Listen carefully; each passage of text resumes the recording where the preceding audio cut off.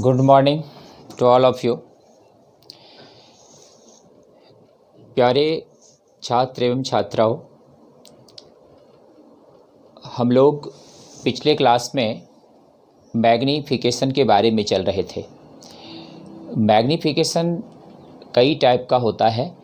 Magnification जितना mirror पर लागू होता है वो सभी मैग्नीफिकेशन लेंस पर भी लागू होता है। ऐसा नहीं कि ये मैग्नीफिकेशन मिरर में लागू होगा, ये लेंस में नहीं होगा। वो तीन मैग्नीफिकेशन जो है तीनों का तीनों मिरर के लिए भी है और लेंस के लिए भी है। तो 3 टाइप का मैग्नीफिकेशन हम लोग पिछले क्लास में पढ़ा था। लीनियर मैग्नीफिकेशन, एरियल मैग्नीफिकेशन और लॉन्गिट्यूडनल मैग्नीफिकेशन। पिछली क्लास में हम लोग रिमेंबर पॉइंट स्टार्ट किए थे और वो रिमेंबर पॉइंट में 4 नंबर तक हुआ था। 4 नंबर के बाद अब हम लोग 5 नंबर पर चल रहे हैं।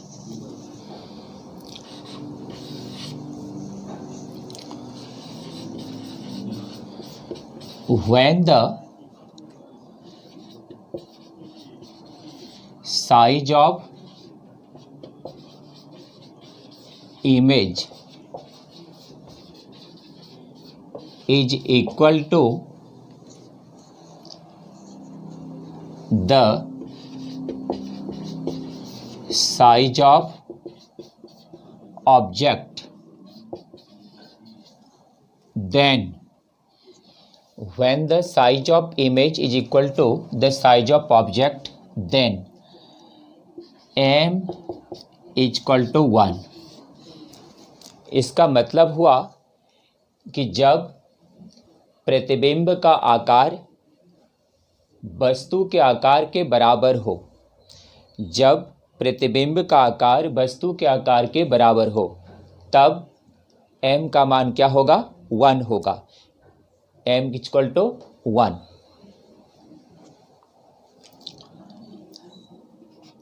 नंबर 6 में है when the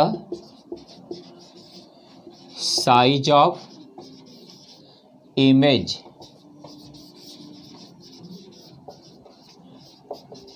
is greater than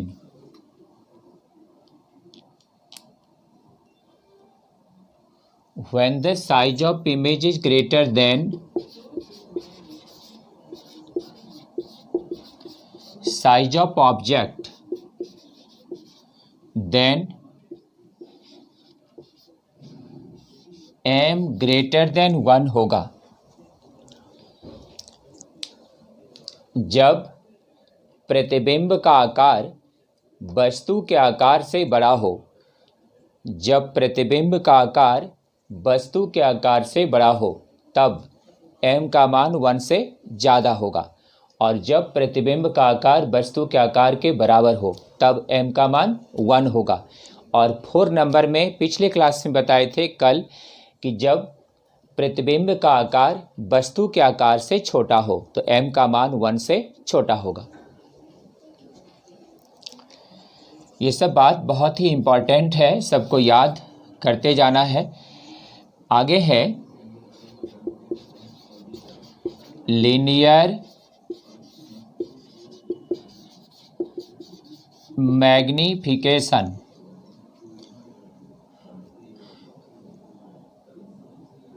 और लैटरल और ट्रांसवर्स मैग्नीफिकेशन। देखो भाई, ये तीनों मैग्नीफिकेशन एक ही है और इसका formula small m equal to होता है HI/HO या V/U। तो याद रखना है, लीनियर मैग्नीफिकेशन को ही हम लोग लैटरल मैग्नीफिकेशन कहते हैं और इसी को ट्रांसवर्स मैग्नीफिकेशन कहते हैं। इसका मान m इक्वल टू HI/HO या V/U होता है।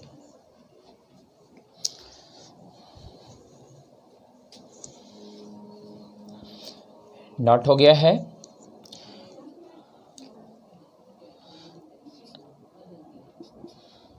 नंबर 8 एरियल और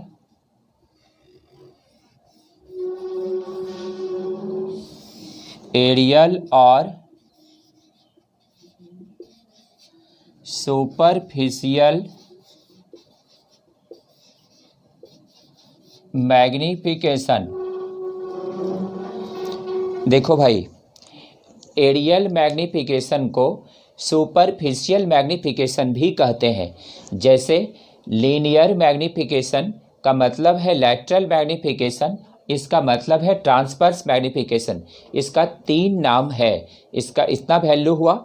एरियल मैग्नीफिकेशन का 2 नाम है, ये है एरियल मैग्नीफिकेशन और सुपरफिशियल मैग्नीफिकेशन। इसका फार्मूला होता है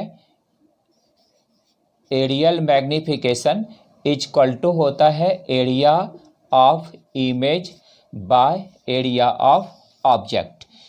इसको हम लोग भी बाय यू होल स्क्वायर भी लिख सकते हैं। अभी थोड़ी देर में बताएंगे कि लीनियर मैग्नीफिकेशन और एरियल मैग्नीफिकेशन में क्या रिलेशन है।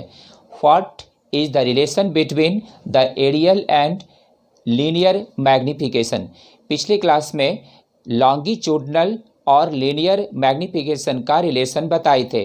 अब आज एरियल और लीनियर में भी मैग्नीफिकेशन का रिलेशन बताएंगे, लेकिन पहले रिमेंबर पॉइंट पूरा अपडेट कर लेना है, उसके बाद वो भी बताएंगे। तो देखो एक बार फिर से,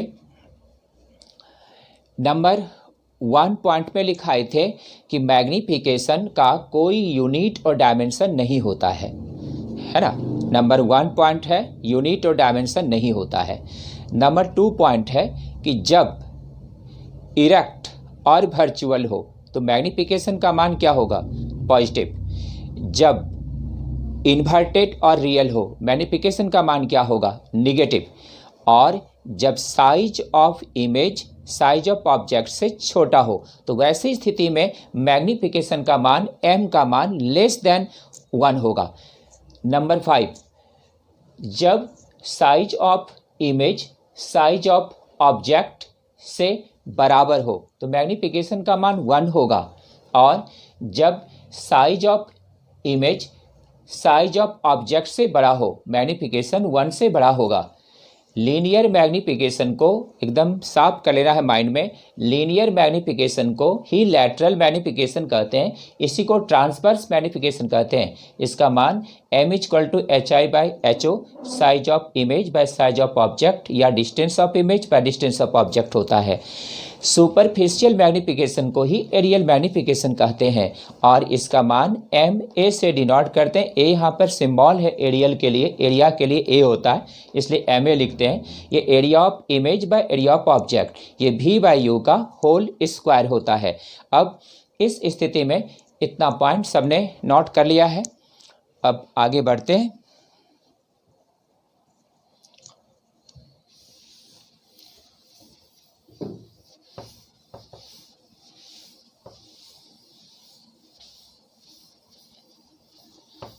एरियल मैग्नीफिकेशन या सुपरफिशियल मैग्नीफिकेशन का हिंदी होता है क्षेत्रीय आवर्धन।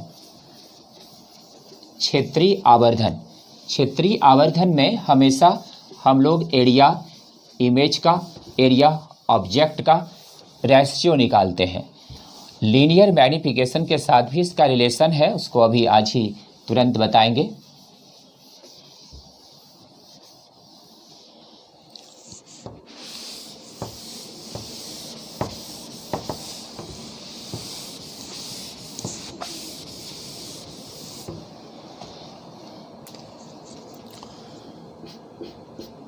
नाइन नंबर,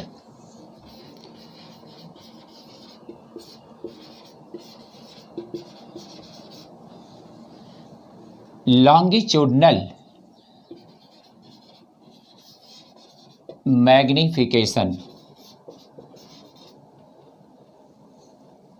और इसको हम लोग एक्सियल मैग्नीफिकेशन भी कहते हैं। तो longitudinal magnification is the axial magnification.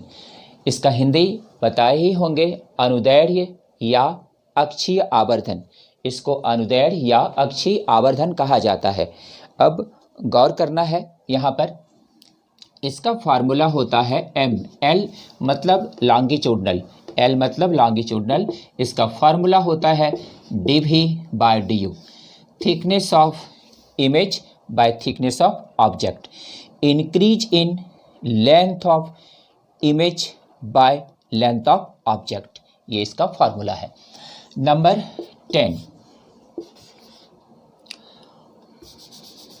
10 में है लॉन्गिट्यूडनल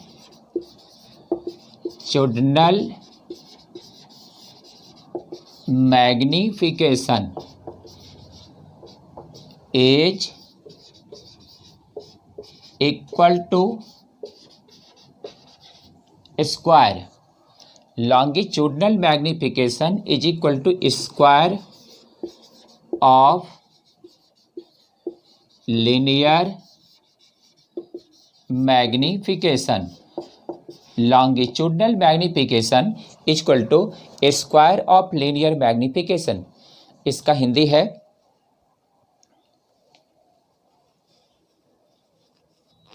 इसका हिंदी में लिखना है अनुदैर्ध्य आवर्धन रेखीय आवर्धन के वर्ग के बराबर होता है। अनुदैर्ध्य आवर्धन रेखीय आवर्धन के वर्ग के बराबर होता है। अनुदैर्ध्य आवर्धन रेखीय आवर्धन के वर्ग के बराबर होता है। याद रखना है, अनुदैर्ध्य आवर्धन ml और रेखीय आवर्धन m, ये इस दोनों का रिलेशन है। Longitudinal magnification is equal to square of linear magnification. Number 11, aerial magnification is also equal to square of linear magnification. इसका फार्मूला हो जाएगा एम ए मतलब area equal to M square, M A equal to M square. इसका हिंदी हुआ क्षेत्रीय आवर्धन भी रेखीय आवर्धन के वर्ग के बराबर होता है। क्षेत्रीय आवर्धन भी रेखीय आवर्धन के वर्ग के बराबर होता है। इसको अभी तुरंत हम लोग प्रूव करेंगे। इसका प्रूफ पिछले क्लास में किए थे, इसको अभी हम लोग प्रूव करेंगे कि कैसे होता है। एक बार जो लिखा हुआ है एक बार फिर से रिवाइज करना है। लॉन्गिट्यूडनल मैग्निफिकेशन को ही एक्सियल मैग्निफिकेशन कहते हैं। अनुदैर्ध्य आवर्धन को अक्षीय आवर्धन भी कहा जाता है और ml इक्वल टू होता है dv by du। Longitudinal magnification is equal to square of linear magnification. इसका मतलब है अनुदैर्ध्य आवर्धन का मान रेखीय आवर्धन के वर्ग के बराबर होता है। Number 11, aerial magnification is also equal to square of linear magnification. क्षेत्रीय आवर्धन भी रेखीय आवर्धन के वर्ग के बराबर होता है। देखो भाई, यहाँ पर कुछ कन्फ्यूजन हो सकता है, लेकिन कन्फ्यूज नहीं होना है। कुछ व्यक्ति ये समझते हैं कि लॉन्गिट्यूडनल मैग्निफिकेशन और एरियल मैग्निफिकेशन एक ही चीज़ है, इसलिए मैग्निफिकेशन दो ही प्रकार का है, लेकिन ऐसा नहीं है। इसी कारण से बहुत से स्टूडेंट कन्फ्यूज करते हैं। मैग्निफिकेशन चूँकि 3 टाइप का है, क्योंकि एरियल मैग्निफिकेशन और लॉन्गिट्यूडनल मैग्निफिकेशन एक नहीं है, ये अलग अलग है, क्योंकि एरिया पे निर्भर कर रहा है और वो उसके थिकनेस पे निर्भर कर रहा है। तो यहाँ पर हम लोग देख सकते हैं कि मैग्निफिकेशन 3 टाइप का है।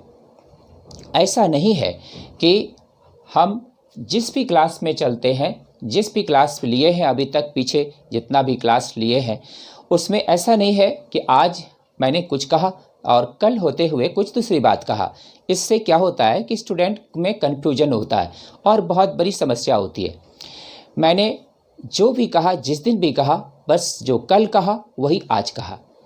ऐसा नहीं कि आज बोले देखो जी मैग्निफिकेशन 2 ही प्रकार का होता है, और कल आए तो बोले देखो मैग्निफिकेशन एरियल मैग्निफिकेशन भी होता है। हम तो बताए थे ऐसा नहीं है। मैग्नीफिकेशन 3 प्रकार का ही है और मैग्नीफिकेशन में लीनियर मैग्नीफिकेशन को लैटरल मैग्नीफिकेशन कहते हैं, उसी को ट्रांसवर्स कहते हैं, वो पीछे बताए थे। और एरियल मैग्नीफिकेशन को सुपरफिशियल मैग्नीफिकेशन कहते हैं और लॉन्गिट्यूडनल मैग्नीफिकेशन को एक्सियल मैग्नीफिकेशन कहते हैं। तो ये तीनों क्लियर हो गया। एक बार फिर से क्लियर कर लेना है, linear magnification, lateral magnification, transverse magnification, ये तीनों एक चीज़ है। Linear magnification, lateral magnification, transverse magnification, ये तीनों एक चीज़ है। उसके बाद एरियल मैग्नीफिकेशन, सुपरफिशियल मैग्नीफिकेशन, ये दोनों एक चीज़ है। और फिर लॉन्गिट्यूडनल मैग्नीफिकेशन और एक्सियल मैग्नीफिकेशन, ये दोनों एक चीज़ है। तो टोटल मैग्नीफिकेशन 3 टाइप का है।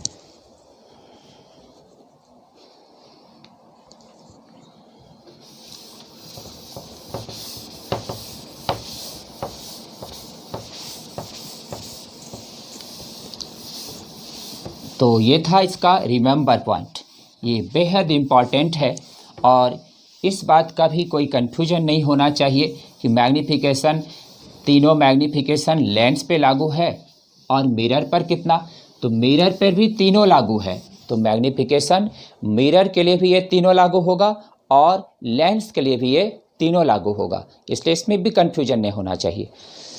अगला पॉइंट है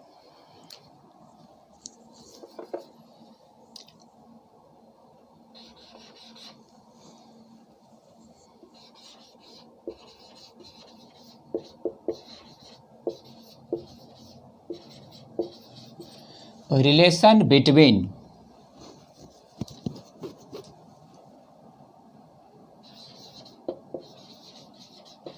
linear and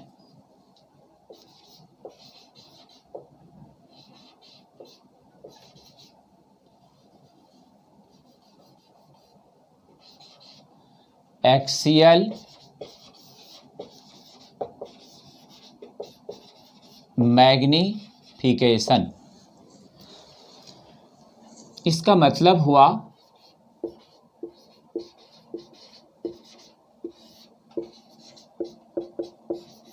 रेखीय और अक्षीय आवर्धन में संबंध।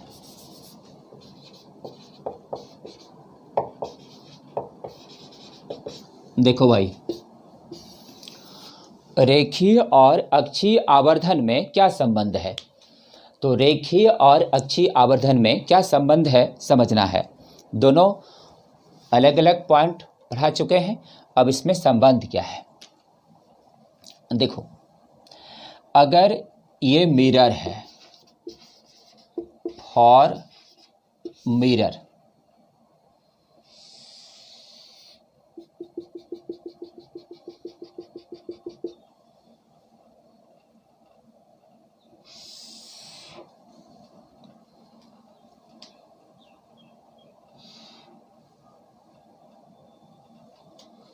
ऑब्जेक्ट अगर अनंत पर है, इमेज कहाँ बनेगा, फोकस पर। इधर जितना आते जाएंगे क्या होगा, आकार बदलेगा। तो यहाँ पर इसका आकार इधर छोटा है और इधर आए आकार क्या हुआ, बड़ा हुआ। ये हो गया ए, इसका लेंथ, ये हो गया बी, ब्रेड्थ। ये ऑब्जेक्ट है। मैग्नीफिकेशन उतना टाइम्स बढ़ता है तो हो गया एम ए, इधर भी एम बी, क्योंकि मैग्नीफिकेशन इक्वल टू क्या होता है, भी बाई ओ। तो भी क्या हुआ, बी बाई, तो बी इक्वल टू क्या होगा, बी इक्वल टू क्या होगा, मल्टीप्लाई हो जाएगा। तो यहाँ पे ए के सेंस में एम ए और बी के सेंस में एम बी, समझ गया। अब गौर करना है, तो ए के सेंस में एम ए, बी के सेंस पर मल्टीप्लाई हो गया। अब ये है हम लोगों का इमेज, ये मिरर का हुआ। इसी तरह से फॉर लेंस के लिए मान लिए ये कन्वेक्स लेंस है,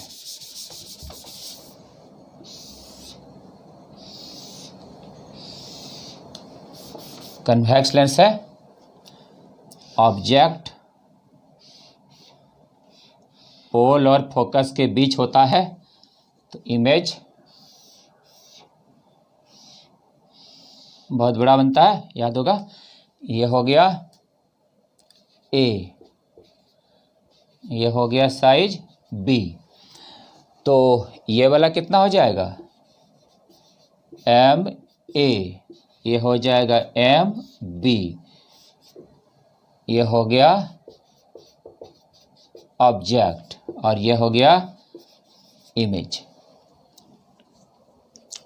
देखो भाई, कन्फ्यूजन बोले थे बड़ी ख़राब चीज़ है, इसलिए कन्फ्यूजन में नहीं पढ़ना है, बिल्कुल माइंड को शार्प रखना है और सिस्टमेटिक वे में अपना पढ़ते जाना है। देखो, बहुत सारी बातें बहुत जगह होती है, लेकिन उस सब बातों में नहीं पढ़ना है। हमें भी इस बातों से कोई लेना देना नहीं है, कौन क्या कर रहा है, कौन क्या बोल रहा है, उस पर मतलब नहीं रखना है, अपना मन से पढ़ते जाना है, बस यही लक्ष्य होना चाहिए। देखो, यहाँ पर मिरर है, इसका 6 कंडीशन है। अब ये कोई सोचने लगेगा इधर छोटा इधर बड़ा, इधर भी यहाँ छोटा होगा इधर भी बड़ा हो सकता है, तो कई कंडीशन है। तो ऑब्जेक्ट और इमेज को हम यहाँ मेनली दर्शा रहे हैं। इसका भी इधर का इधर भी इमेज बन सकता है, तो ऑब्जेक्ट और इमेज को दर्शा रहे हैं। ये वो कंडीशन इसमें दिखा रहे हैं जिसमें कि ऑब्जेक्ट पोल और फोकस के बीच है और उसका इमेज बड़ा सा बन रहा है, याद होगा, पढ़ाए होंगे। अब रे डायग्राम के आधार पर इस दोनों फिगर को कई फिगर इसका बनाया जा सकता है। रे डायग्राम के आधार पर इसका भी कई फिगर बन सकता है। मेन समझना है कि एरियल मैग्नीफिकेशन लीनियर मैग्नीफिकेशन में क्या रिलेशन है। तो इसको निकालने के लिए सबसे पहले हम लोग यहाँ पर इस तरह से नोट कर लेते हैं। देखो, पहले फिगर नोट करना है, यहाँ पर लिख लेते हैं linear magnification, linear magnification small m से डिनोट करते हैं। क्या होता है फार्मूला, v/u पढ़ा हुआ है।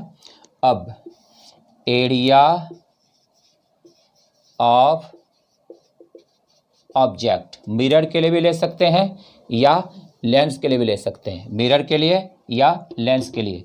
एरिया ऑफ ऑब्जेक्ट कितना होगा, L into B, L into B, length into breadth, A into B. अब यहाँ पर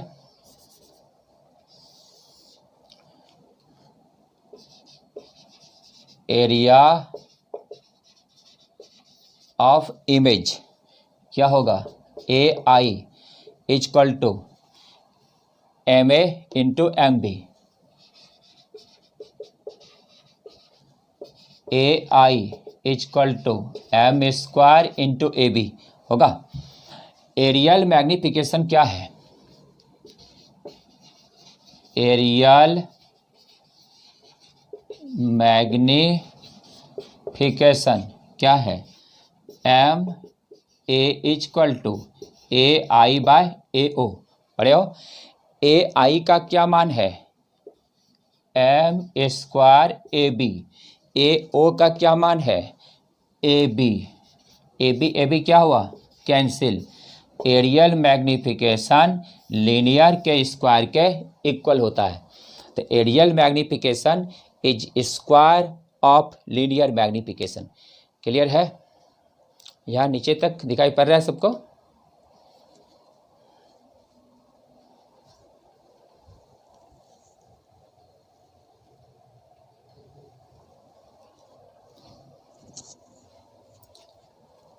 तो एरियल मैग्नीफिकेशन भी बहुत इंपॉर्टेंट टॉपिक है।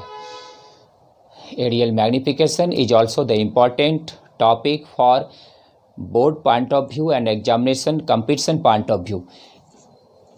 Hence, aerial magnification is the factor which is related with the linear magnification. Linear magnification, you know that the ratio of length of image by length of object, it is the linear magnification. But in second factor, the axial magnification is the ratio of area of image and area of object. It means the aerial magnification is equal to square of linear magnification. No doubt your concept is always depend upon the proper theory. The numerical factor is also depend upon the proper theory and the evaluation determination of the theory. And so must be remember, the area of object is equal to length into breadth. The area of image is m times, because the multiplication of magnification is represent the length and breadth also. यहाँ पर जो area है a into B है, तो इसका जो area a और b है, यहाँ लेंथ के लिए लेंथ कितना हो गया a और ब्रेड्थ कितना हो गया b, तो एरिया कितना हो गया a इंटू बी। तो जब ये बढ़ेगा, इसका साइज बढ़ेगा, तो ये दोनों ना बढ़ेगा, तो ये बढ़ेगा तो मल्टीप्लाई होगा, तो मैग्निफिकेशन का टर्म आएगा, m इंटू ए हो जाएगा, और ये भी बढ़ेगा तो m इंटू बी हो जाएगा। तो जो बात यहाँ लेंस के लिए लागू हो रहा है, वही बात मिरर के लिए लागू हो रहा है, तो सबके लिए लागू होगा। तो यहाँ पर एरियल मैग्निफिकेशन का मान स्क्वायर होता है लीनियर मैग्निफिकेशन का, तो इस बात का हमेशा ध्यान देना है। अब तो नोट हो गया होगा सबका।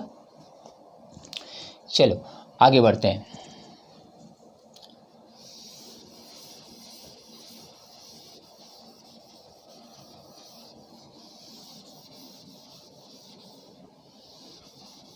देखो भाई, कल लीनियर मैग्निफिकेशन और लॉन्गिट्यूडनल मैग्निफिकेशन में रिलेशन बताए थे, लेकिन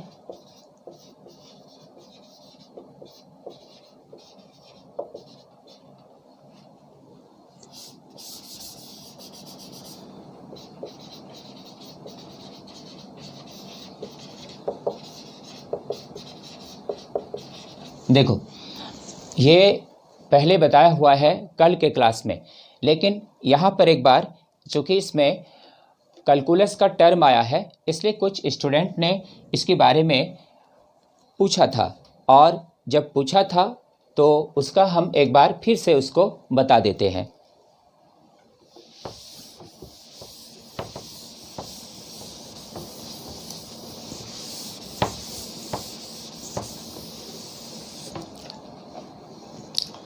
देखो,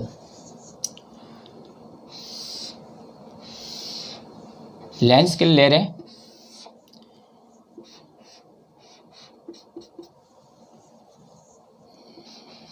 D you, distance you, distance भी, और ये क्या है डी वी।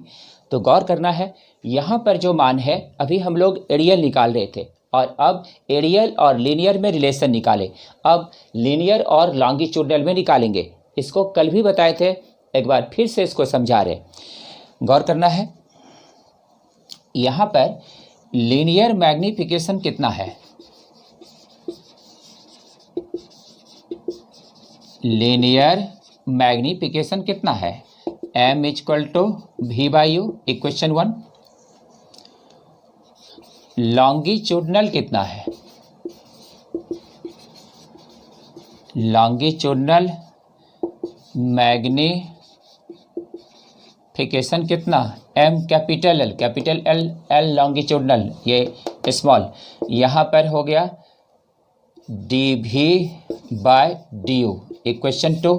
इसको फिर से रिवाइज करवा रहे हैं, कुछ ने कहा था कि इसको समझाने के लिए, तो एक बार फिर से समझा दे रहे हैं।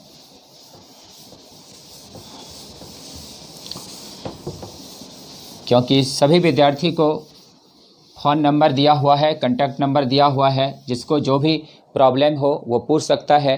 तो कल कुछ स्टूडेंट ने मैसेज किया था कि सर लॉन्गिट्यूडनल और लीनियर मैग्निफिकेशन का एक बार फिर से बता दें।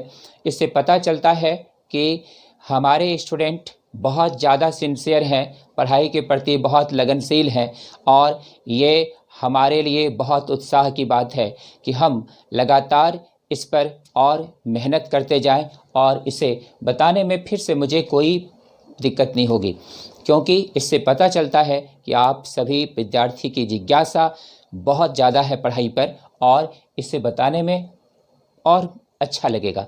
इसलिए चलिए इसको हम लीनियर मैग्नीफिकेशन कल बताए थे, लॉन्गिट्यूडनल मैग्नीफिकेशन भी इतना होता है। इस दोनों में रिलेशन क्या है, तो रिलेशन कल बताए थे। जो विद्यार्थी इसको कल क्लास किए थे उसको इसको लिखना नहीं है, लेकिन उसको समझना है एक बार फिर से, ताकि माइंड और क्लियर हो जाए। जिसने कल नहीं नोट किया था उसको नोट कर लेना है। देखिए यहाँ पर चलते हैं लेंस फार्मूला से। Lens formula 1/v - 1/u = 1/f। Lens formula class 10 में इसका प्रूव है, यहाँ भी आएगा। इसके बाद लेंस फार्मूला प्रूव करेंगे, इसलिए धैर्य अपने संयम को बनाए रखना है। घबराने की 1% संभावना नहीं है। हम पहले ही बोल चुके हैं, हम 0 से लेकर टॉप तक जाएंगे। ऐसा नहीं कि हम यहाँ से शुरू करेंगे और यहाँ तक जाएंगे, ऐसा नहीं है। यहाँ से यहाँ तक जाएंगे, एकदम 0 से ऊपर टॉप तक। इसलिए ध्यान देना, कोई भी डॉट हो, कभी भी 24 घंटे खुला हुआ है इन्फॉर्मेशन सूचना करने का। 24 घंटे लाइन मेरे यहाँ खुला हुआ है, उसको आप कोई भी सूचना इन्फॉर्मेशन दे सकते हैं। और ये मुझे बहुत खुशी हो रही है कि कुछ विद्यार्थी ने ये मैसेज किया, सर लीनियर और लॉन्गिट्यूडनल का एक बार फिर से बता दीजिएगा, इसलिए हम फिर से बता रहे हैं, इसलिए समझिए। देखिए तो यहाँ पर अब ये हो गया v इन्वर्स, ये हो गया u इन्वर्स, ये हो गया f इन्वर्स। इसमें f एक कांस्टेंट है, फोकल लेंथ कांस्टेंट होता है। कुछ स्टूडेंट का इसमें ये भी था क्वेश्चन कि फोकल लेंथ एक लेंस का कांस्टेंट कैसे होता है। उसके लिए यहाँ पर ये बता दें कि जब किसी लेंस से लाइट गुजरती है, या तो वो अभिसरित करती है या तो अपसरित करती है। जब अपसरित या अभिसरित करेगी तो एक बिंदु पर कटेगी, और वो बिंदु उस लेंस के लिए, पार्टिकुलर उस लेंस के लिए वो डिस्टेंस स्थिर हो जाएगा, वो बदलेगा नहीं बार बार। इसलिए हम लोग फोकल लेंथ एक लेंस के लिए क्या मानते हैं, कांस्टेंट मानते हैं। तो यहाँ पर since F focal length is constant, तो फोकल लेंथ क्या है, कांस्टेंट है। अब इसको डिफ्रेंशिएशन करते हैं by differentiation with respect to U के रेस्पेक्ट में डिफ्रेंशिएशन करते हैं। यहाँ पर इस इक्वेशन को u या v दोनों में किसी के रेस्पेक्ट में कर सकते हैं, क्योंकि जैसे जैसे ऑब्जेक्ट डिस्टेंस लेंस में बदलेगा वैसे वैसे इमेज डिस्टेंस बदलेगा, लेकिन फोकल लेंथ उस लेंस का नहीं बदलेगा। इसलिए u या v के रेस्पेक्ट में ही डिफ्रेंशिएशन होगा, कभी f के रेस्पेक्ट में नहीं होगा। क्योंकि बहुत सारे मैथमेटिक्स के विद्यार्थी अभी बैठे हुए होंगे, उसे पता होगा कि किसी कांस्टेंट के रेस्पेक्ट में कभी डिफ्रेंशिएशन नहीं किया जाता है। जब भी किया जाएगा तो हमेशा वेरिएबल के रेस्पेक्ट में होगा, u या v के रेस्पेक्ट में होगा। यहाँ v के रेस्पेक्ट में भी कर सकते हैं, मान वही आएगा, u के रेस्पेक्ट में भी कर सकते हैं। दोनों में किसी के रेस्पेक्ट में करेंगे उसका वैल्यू उतना ही होगा, नो प्रॉब्लम। अब ध्यान देना है, v इन्वर्स है तो कितना होगा, -1, v पावर -1 और ये हो जाएगा dv/du। x पावर n होता है तो n into x power n-1। ये चूंकि सेकेंड फंक्शन है u के रिस्पेक्ट में, इसलिए dv/du माइनस ये हो गया -1 और u पावर -1 और फोकल लेंथ तो कांस्टेंट है, कांस्टेंट का कितना हो गया, 0। क्या गया -1/v² इंटू हो गया dv/du और ये +1/u² इक्वल टू क्या हो गया, 0। अब यहाँ पर से आते हैं, अब इसको उस तरफ ले जाते हैं या इसको उस तरफ, किसी एक को, तो 1/v² इंटू हो गया dv/du इक्वल टू क्या हो गया, 1/u²। v² इधर नीचे है, उस तरफ ले गए, ऊपर आ गया, हो गया dv/du इक्वल टू v/u कितना हो गया, होल स्क्वायर। इक्वेशन 1 में v/u क्या है, small m linear magnification. Equation 2 में dv/du क्या है, लॉन्गिट्यूडनल मैग्नीफिकेशन। तो हम लोग यहाँ पर लिख सकते हैं from equation number 1 and equation number 2 से, ये जो लॉन्गिट्यूडनल मैग्नीफिकेशन है ये लीनियर मैग्नीफिकेशन के स्क्वायर के इक्वल होता है। ये बात रिमेंबर पॉइंट में भी लिखाए थे, आज के रिमेंबर पॉइंट में ये भी लिखाए हैं कि the longitudinal magnification is a square of linear magnification. The longitudinal magnification is a square of linear magnification. Note कीजिए, जिसने नोट नहीं किए हैं वो नोट कर लें, जो नोट कर लिए हैं वो कोई डाउट हो तो फिर पूछ सकते हैं, एक बार मैंने फिर से बता दिया है।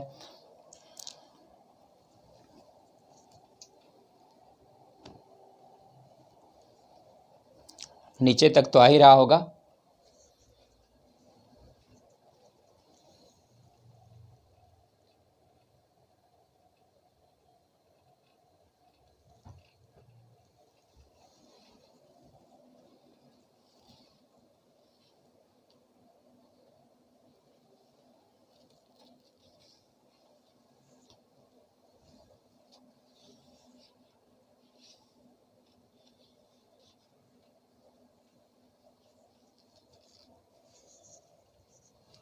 क्लियर है सबका?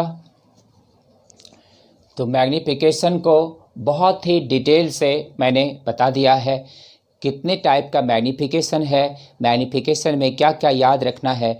ये भी याद रखें कि अगर ये लेंस चैप्टर में पढ़े हैं, ऐसा नहीं है कि मिरर पे लागू नहीं होगा। यहाँ पे मिरर का एक क्वेश्चन लेकर के इसको फिर प्रूव कर सकते हैं, तो वहाँ पर भी मिरर पे भी लागू होगा और लेंस पर भी लागू होगा। तो ये मिरर और लेंस दोनों के लिए, तीनों टाइप का मैग्नीफिकेशन लेंस और मिरर दोनों पे लागू है। तो तीनों मैग्नीफिकेशन उस पे लेंस के लिए भी है और मिरर के लिए भी है।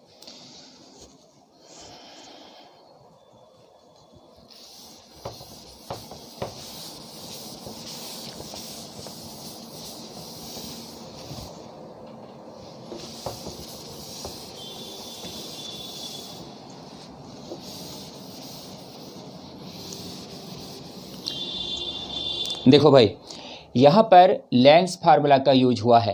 अभी मैंने कहा था कि लेंस फार्मूला आप क्लास 10 में पढ़े होंगे और प्रूव भी किए होंगे। जब इसे प्रूव किए होंगे लेंस फार्मूला क्लास 10 में, तो अब क्या 10 के भरोसे ही चला जाए? ऐसा नहीं है। लेकिन ऐसा नहीं है कि हम डायरेक्ट ऊपर छलांग लगा दें। ऐसा नहीं है कि हम पोल के बारे में नहीं बताएंगे, ऐसा नहीं है कि हम फोकस के बारे में नहीं बताएंगे, ऐसा नहीं है कि हम एपरेचर के बारे में नहीं बताएंगे। हम सब कुछ बताएंगे। हम पहले ही बोले हैं कि हम इनिशियल से स्टार्ट करेंगे और बहुत ऊपर फाइनल ऊंचाई तक ले जाएंगे। इसलिए ऐसा नहीं है कि हम पोल नहीं बताएंगे, ऐसा नहीं है कि मुझे पोल फोकस बताने में इंटरेस्ट नहीं है। मुझे नीचे से बहुत ऊपर तक बताने में हर चीज़ों में इंटरेस्ट है। इसलिए ध्यान दें, आप हर चीज़ों में इंटरेस्ट को डेवलप करें। और अब हम लोग प्रूव करेंगे lens formula.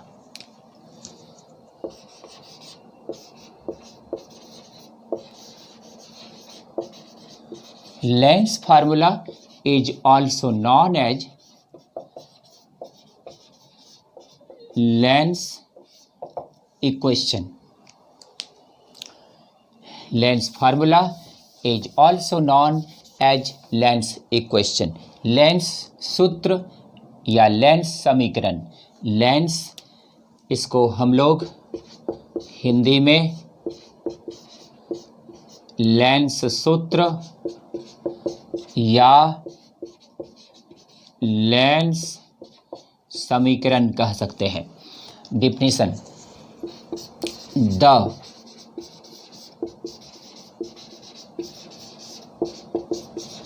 the mathematical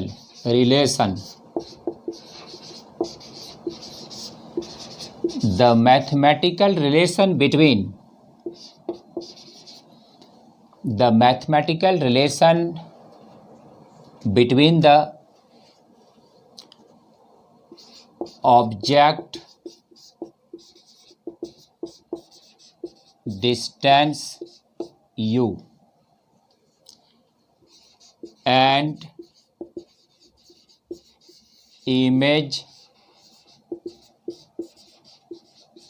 distance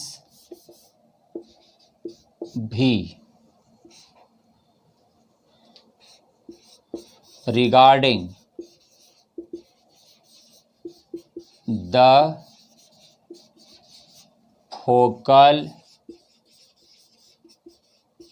length of lens it is called Lenz formula.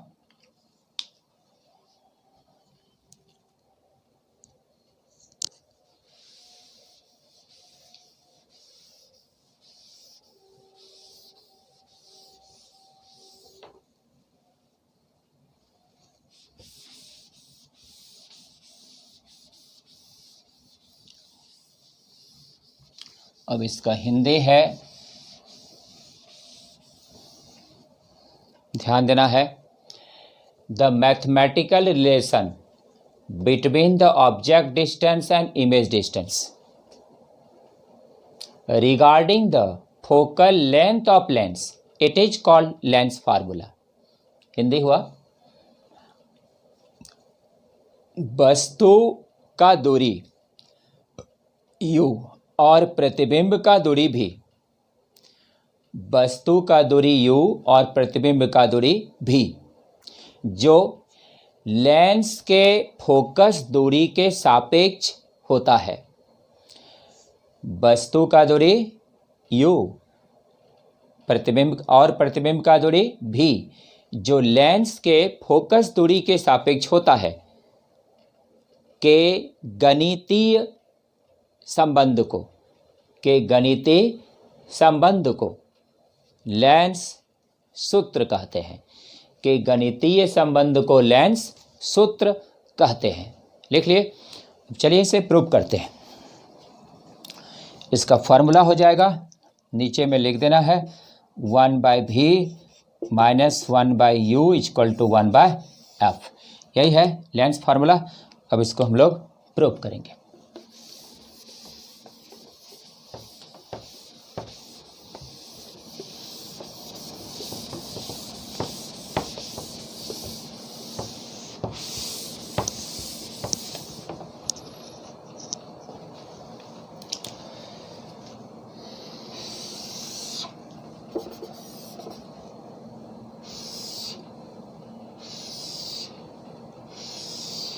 ये रहा lens.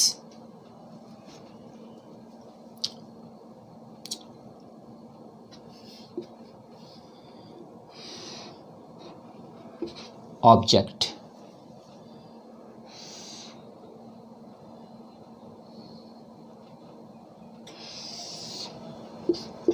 f to f।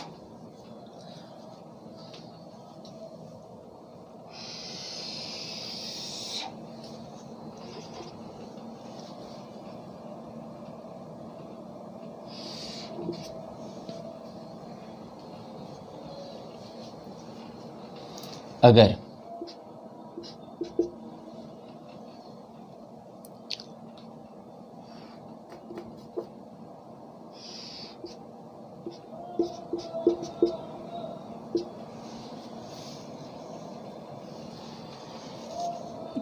To F से अगर इधर बाहर रहा तो एफ डैश और 2f डैश के बीच होगा। अगर f और 2f के बीच रहा तो कहाँ जाएगा? 2f से बाहर जाएगा। अब ध्यान देना है, ये पोल है,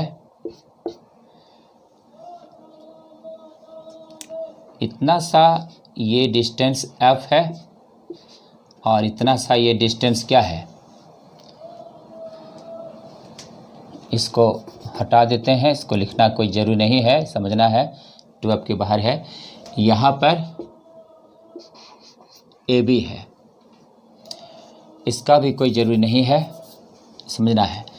इतना सा ये डिस्टेंस U है, ये भी है, ये AB है, ये A डैश B डैश है। अब इस पॉइंट को हम लोग M मान लिए। फिगर पे ध्यान देना है। Object AB, image A dash B dash, object distance, image distance, focal length. Clear है? अब वही 10th वाला समरूपता का सिद्धांत चलना है। Since triangle ABP is similar with triangle A dash B dash P. ये ट्रायंगल और ये ट्रायंगल सिमिलर है, तो हो जाएगा A B by A dash B dash equal, ये हो जाएगा P B by P B dash equation 1। इसी तरह ट्रायंगल ये वाला M P F dash is also similar with triangle A dash B dash F dash, A dash B dash F dash. क्या होगा इसमें, हो जाएगा M P bye A dash B dash, और ये हो जाएगा पी एफ डैश बाय हो जाएगा B dash F dash. But geometry M P equal to ए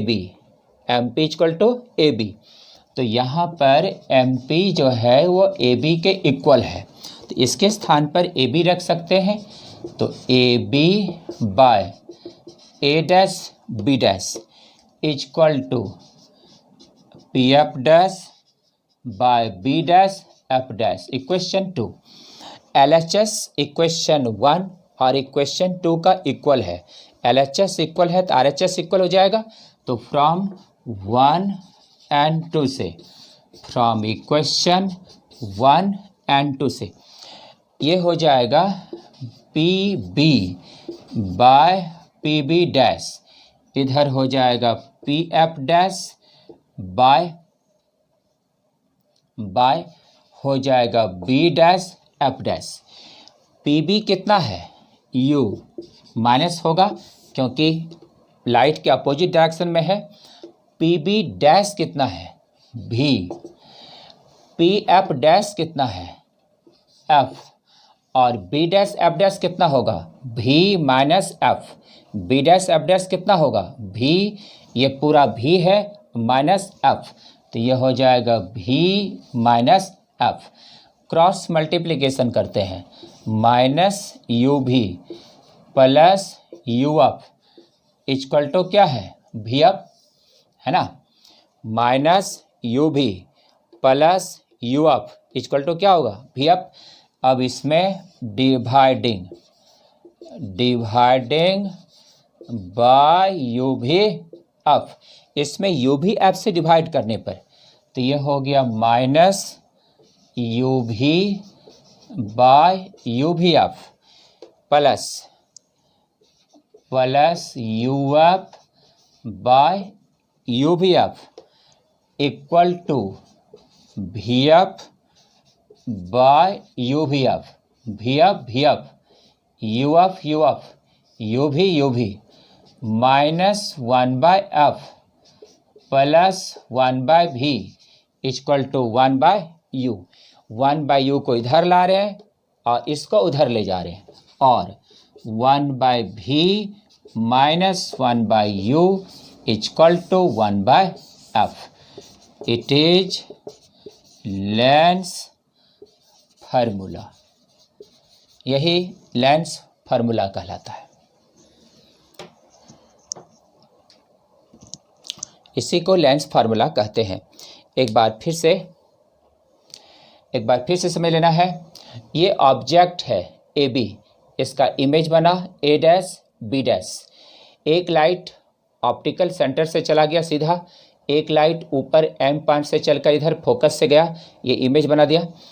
ये ऑब्जेक्ट डिस्टेंस हो गया यू, ये इमेज डिस्टेंस हो गया भी। इतना सा डिस्टेंस क्या हो गया, फोकल लेंथ। अब ये जो ट्रायंगल है ए बी पी ट्रायंगल, और ये जो ट्रायंगल है A dash B dash triangle, ये सिमिलर होगा, तो इसका संगत भुजा समान पात में होगी। फिर ये जो ट्रायंगल है एम पी एफ डैश, और ये जो ट्रायंगल है A dash B dash F dash, ये दोनों भी समान पात में होगा। चूँकि ज्योमेट्री से एम पी और ए बी इक्वल है, और इसलिए यहाँ पर एम पी के स्थान पर ए बी पुट कर दिए। अब LHS इक्वेशन 2 का और इक्वेशन 1 का LHS इक्वल है, तो RHS क्या होगा, इक्वल। LHS जब इक्वल हो गया 1 और 2 का तो RHS क्या हो जाएगा, इक्वल हो जाएगा। RHS को इक्वल कर दिए, साइन कन्वेंशन रूल लगाते हुए दोनों तरफ वैल्यू पुट कर दिए LHS RHS में। उसके बाद तो क्रॉस मल्टीप्लिकेशन कर दिए, क्रॉस मल्टीप्लिकेशन करने के बाद UV से डिवाइड कर दिए। UV से जैसे डिवाइड किए हमारे पास फार्मूला आ गया। समझ में आ गया? कोई डाउट किसी को नहीं है? चलिए नोट कर लीजिए।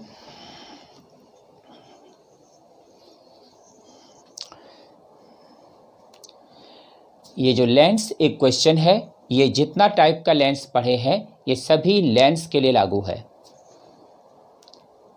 ये सभी नेचर ऑफ ऑब्जेक्ट के लिए लागू है, चाहे वो इमेज उसका वर्चुअल बनता हो, चाहे उसका इमेज रियल बनता हो, सब पर उसी हिसाब से साइन कन्वेंशन रूल के आधार पर निकलते जाएगा। लेकिन फार्मूला यही हुआ 1/v - 1/u = 1/f।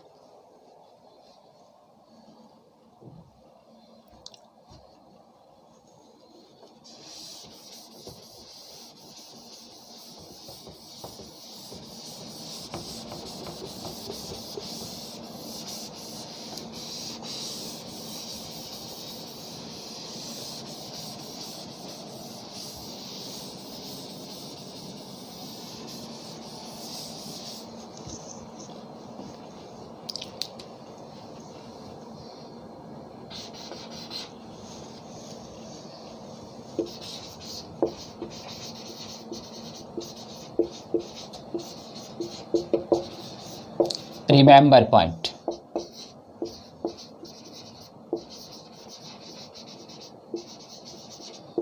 Lens formula is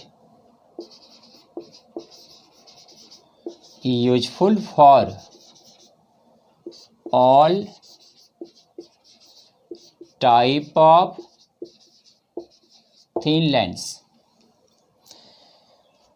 Lens formula is useful for all type of thin lens. Lens formula is useful for all type of thin lens. इसका मतलब हुआ लेंस सूत्र सभी प्रकार के पतले लेंस पर लागू है। लेंस सूत्र सभी प्रकार के पतले लेंस पर लागू है। पतला लेंस एक दिन क्लास में समझाए थे, पॉइंट होगा पीछे में। पतला लेंस उसे कहते हैं कि जब ये कोई एक लेंस है और इस लेंस का जो मोटाई है, मोटाई इसके रेडियस ऑफ कर्वेचर, मोटाई को अगर हम लोग x मान लें, मोटाई को क्या मान लें x, और रेडियस ऑफ कर्वेचर क्या है r, तो फॉर थीन लेंस पहले पढ़ा चुके हैं। थीन लेंस उसे कहते हैं कि जब इसकी मोटाई बहुत कम हो, किससे, रेडियस ऑफ कर्वेचर से। तो याद रखना है लेंस का ये जो सूत्र हम लोग अभी प्रूव किए ये थीन लेंस के लिए हुआ, ये केवल थीन लेंस पे लागू है, ये सभी लेंस पर लागू नहीं है। लेकिन आगे हम लोग न्यूटन्स फार्मूला फॉर लेंस पढ़ने वाले हैं और न्यूटन्स फार्मूला फॉर लेंस कल बताएंगे। न्यूटन्स फार्मूला फॉर लेंस वो सभी लेंस पे लागू है, चाहे वो लेंस पतला हो, चाहे वो लेंस मोटा हो, जैसा भी लेंस हो, सभी लेंस पर न्यूटन्स फार्मूला फॉर लेंस लागू होगा। बट ये लेंस जो इक्वेशन है it is only applicable for thin lens, ये केवल पतले लेंस के लागू है, ये मोटे लेंस पर लागू नहीं है। माइंड क्लियर रखना है, ये लेंस फार्मूला केवल पतले लेंस पर ही लागू है।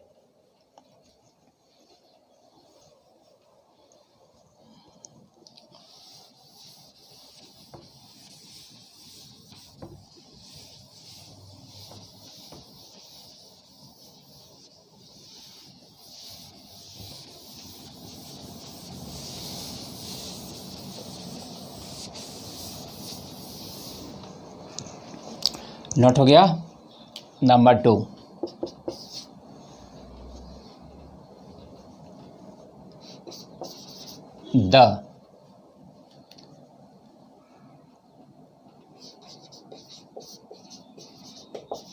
the Cartesian sine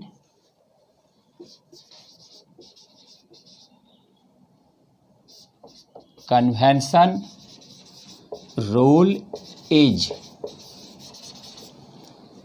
the Cartesian sign convention rule is useful for lens equation. The Cartesian sign convention rule is useful for lens equation. इसका हिंदी हुआ कार्तिक चिन्ह परिपाटी लेंस समीकरण के लिए लागू है। कार्तिक चिन्ह परिपाटी लेंस समीकरण के लिए लागू है। देखो भाई, साइन कन्वेंशन रूल पीछे पढ़ाए थे। साइन कन्वेंशन रूल में मुख्य बात यह है, all distance measure from pole, सभी डिस्टेंस पोल से मापी जाती है। लाइट के डायरेक्शन का डिस्टेंस पॉजिटिव होता है, लाइट के अपोजिट डायरेक्शन का डिस्टेंस निगेटिव होता है। प्रिंसिपल एक्सिस से ऊपर का डिस्टेंस पॉजिटिव होता है और प्रिंसिपल एक्सिस से नीचे का डिस्टेंस निगेटिव होता है। ये साइन कन्वेंशन रूल है। ये sign convention rule lens equation पर लागू है। 1/u minus 1/v equal to 1/f। इस इक्वेशन पर u v का मान ऑब्जेक्ट और इमेज के और फोकल लेंथ का मान इसी सिस्टम पर साइन लगाना जरूरी है।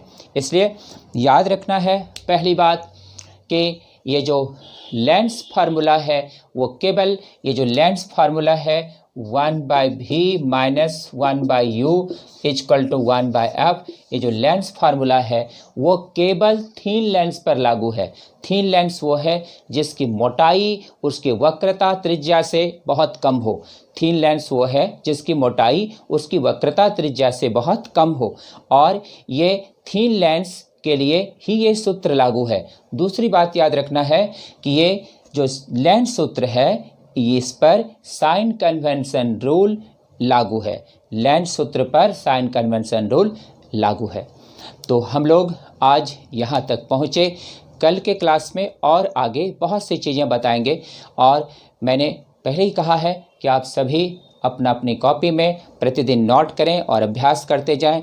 अभी शाम 4 बजे के क्लास में प्रतिदिन लाइव क्लास होता है और उसमें उसका वीडियो उपलब्ध नहीं है, इसलिए क्योंकि हम ये चाहते हैं कि सभी स्टूडेंट उस समय अपने घर पर या जहाँ भी हैं वो बैठकर कम से कम उस समय पढ़ाई करें, और इसलिए उसका वीडियो उपलब्ध नहीं रहेगा।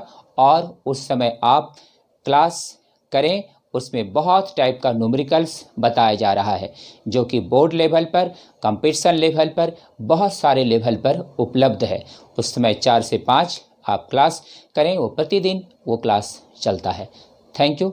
मिलते हैं फिर अगले दिन। Thank you.